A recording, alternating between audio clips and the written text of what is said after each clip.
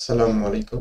আজ বৃহস্পতিবার ৩০শে জানুয়ারি ২০২৫, ১৬ মাঘ ১৪৩১ বঙ্গাব্দ। আপনারা দেখছেন দৈনিক পত্রিকার খবর, আছে দৈনিক ইত্তেফাক। দ্রুত গণতান্ত্রিক প্রক্রিয়ায় যাওয়ার তাগিদ সিপিডির। সংস্কার কর্মসূচির পরেও জনজীবনে ব্যবসার স্বস্তি আসেনি। লাইফ সাপোর্টে রাখা ব্যাংকগুলো বন্ধ করার নির্দেশ। প্রাক্তন গভর্নরদের অপকর্মের জন্য জবাবদিহির আওতায় আনতে হবে।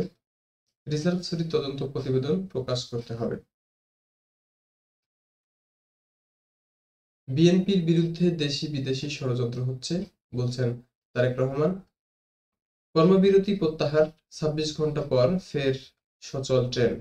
কমলাপুর স্টেশনে লোকসান সোয়া কোটি টাকা। এই সরকার উত্তরাধিকার সূত্রে একটি বিপর্যস্ত ও যুদ্ধ-বিধ্বস্ত অর্থনীতি পেয়েছে, বলছেন ডক্টর মোহাম্মদ ইউনূস।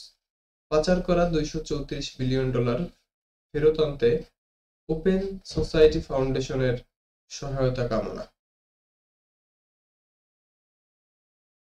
চাকরি ছাড়লে আর্থিক সুবিধা, ২০ লাখ ফেডারেল কর্মীকে প্রস্তাব ট্রাম্প প্রশাসনের। ৭ কলেজে ভর্তির আবেদন বন্ধ, শিক্ষার্থীরা চাইলে টাকা ফেরত। ভারত কুম্ভ মেলায় পদপিষ্ট হয়ে ৩০ জনের মৃত্যু।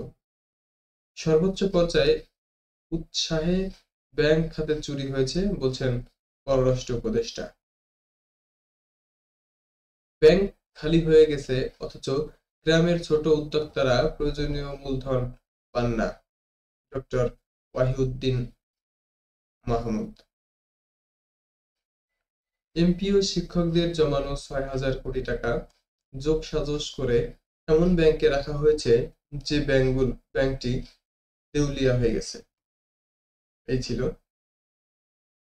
দৈনিক ইত্তেফাকের প্রধান খবর। প্রতিনিয়ত আপডেট খবর জানতে আমাদের পেজটি ফলো করুন, আমাদের সাথেই থাকুন। সকলকে ধন্যবাদ। আসসালামু আলাইকুম।